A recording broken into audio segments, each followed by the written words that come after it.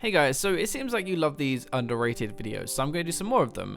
I have to do a ton of research for these. I have stalked more Koreans than I really want to admit, but here we are, the 3 most underrated strong junglers. First up, Pantheon. This guy has an insane win rate in Diamond and Master Elo at the moment, especially in Korea, and that's really down to his ability to take over a game and completely carry it by himself. He's pretty good in the jungle anyway. He has a good clear, he has pretty healthy clear because of his block, he's amazing damage, great ganks, great 1v1, but his biggest thing is that huge range ultimate later on. Your ultimate really lets us have a huge impact, and it's very easy to have that impact too. Either we're going to be going aggressive and using it on lanes whenever it's up and they push, or if our lanes are winning, we'll be using it for counter ganks. This is a huge thing that people don't think about. We only have to be around the general area when a gank happens to ult in and turn it. Now bot lane is one of the most difficult but most rewarding lanes to gank. It has 2 chances for the kill in there, it has dragon right next door. Pantheon is probably the best bot lane ganker in the whole game. Bot lanes tend to push, it's a long lane and you can easily ult behind them, cutting off their escape. Remember our little trick too from one of our tip videos where if you ult into a bush with no vision, then the enemy won't see any kind of indicator at all, so you can literally sneak gank behind them. If you actually want to see how that works properly, by the way, I'll link the tip video at the end of this one. Now the big thing really is his output of damage is just insane, and he only really needs a few items to do it. The new items are going to help his damage even more, especially Black Cleaver, and while he doesn't have the best late game, early and mid game you are a monster and you can snowball so hard. The biggest problem you might have, the trap a lot of people fall into, is mid game they take their foot off the pedal and they let the enemy team engage. Now, your ultimate is an awesome engage. Don't let up, you keep roaming, keep catching people in side lanes and keep going until their nexus explodes. You really just aren't that great if you let them engage first. Okay, next up we're swapping our spear and shield for, well,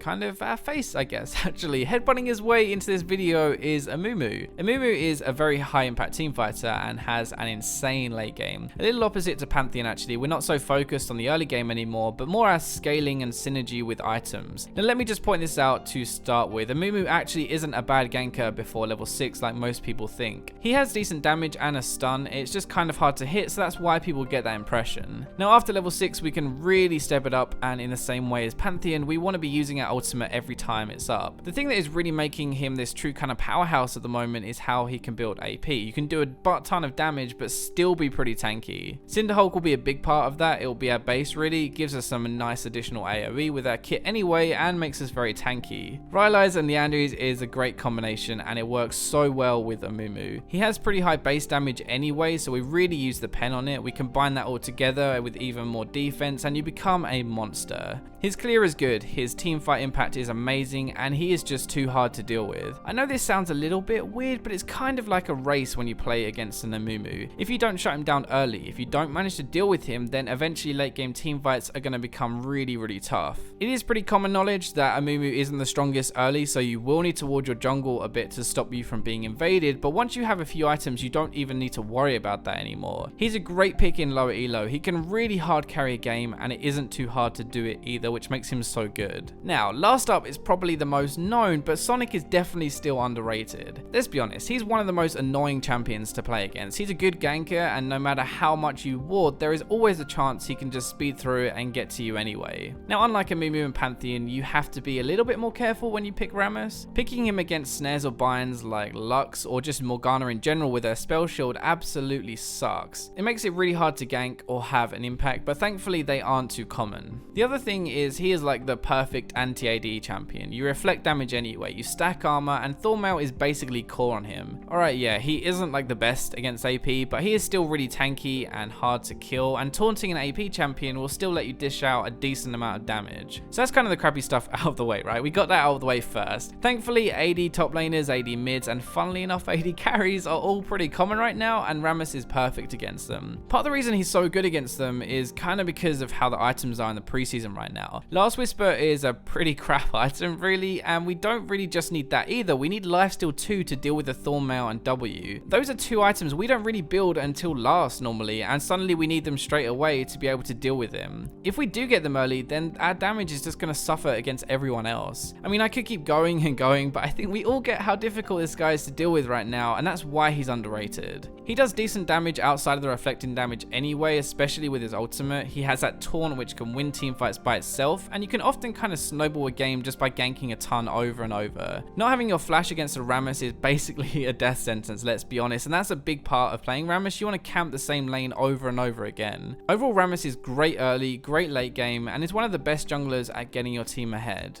So that wraps up my 3 most underrated junglers. I hope you enjoyed the video. Also, thanks to my friend Huz for helping me do some of this research. You can find his channel down below, but definitely go subscribe.